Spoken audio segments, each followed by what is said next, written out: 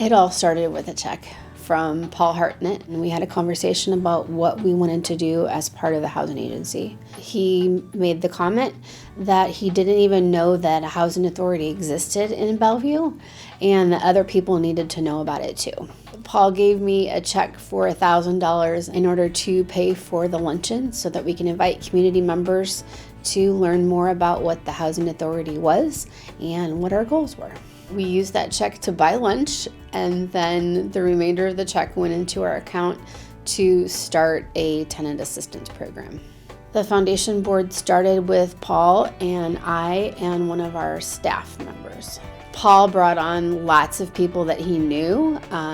Jim Hawkins was out for a walk, and Paul said, "Hey, you need to come do this." And then he brought on other partners and people in the community that he thought were important for us to know. And from that, some of them decided to join our board.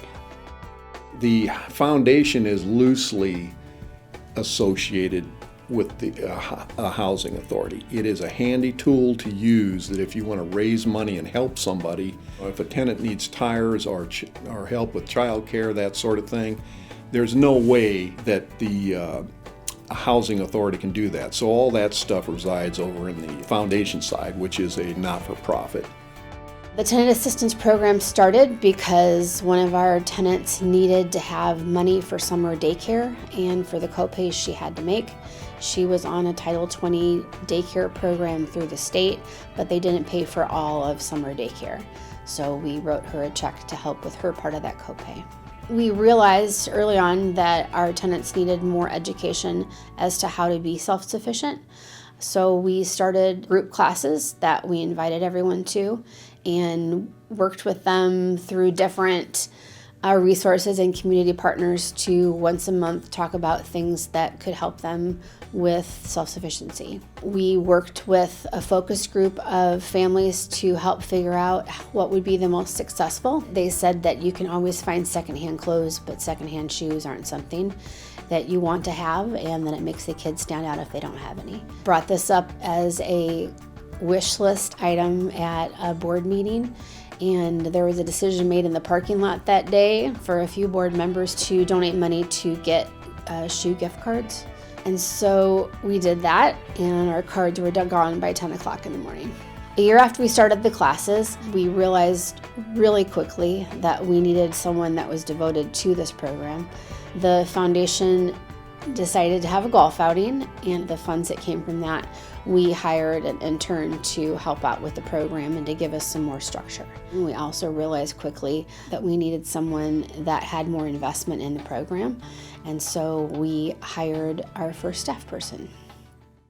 The golf outing, which we started about a dozen years ago or so, it is a very helpful in raising things. We went through an evolution with a whole different section of people that don't golf, and it's been very popular. The Power of the Purse, which is now Bags and Swags. So there are two fundraising areas that allow us to keep doing all the things that really endear the tenants to us. There was a point in time where it became obvious that we needed to reinvent the foundation, similarly to what we did when we decided that our focus was going to be the Family Self-Sufficiency Program. When we took advantage of the programs that HUD availed to us, we knew that we could affect housing itself within the county, not just the tenants. And we are about to take title of all of our public housing.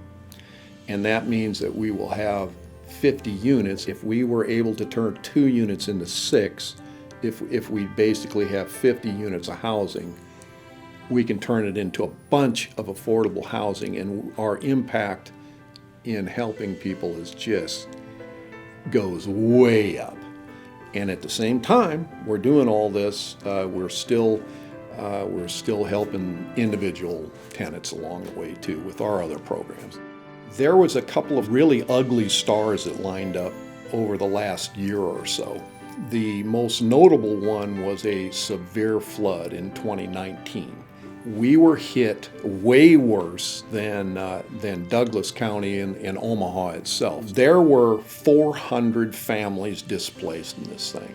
What it did was bring to the fore the lack of housing, especially in the lower income range in the county. So not only agencies, but governmental entities all of a sudden recognized that there was a huge housing shortage, which we already knew.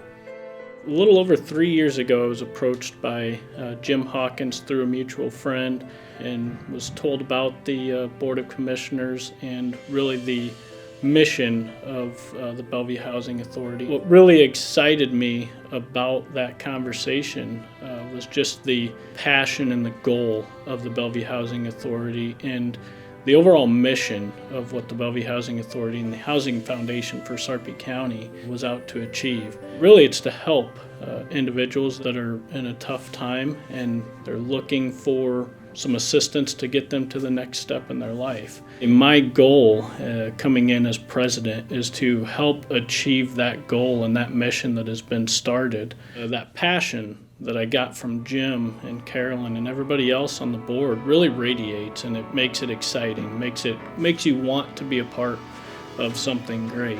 You heard Jim talk a little bit about the housing shortage. As he had mentioned, that was no secret. It was something that was known. We now have the facts to be able to support it. As the housing study has shown that there's a gap and that there's a need, our goal moving forward is to fill that need by developing more housing. It's going to take some assistance from people in the community.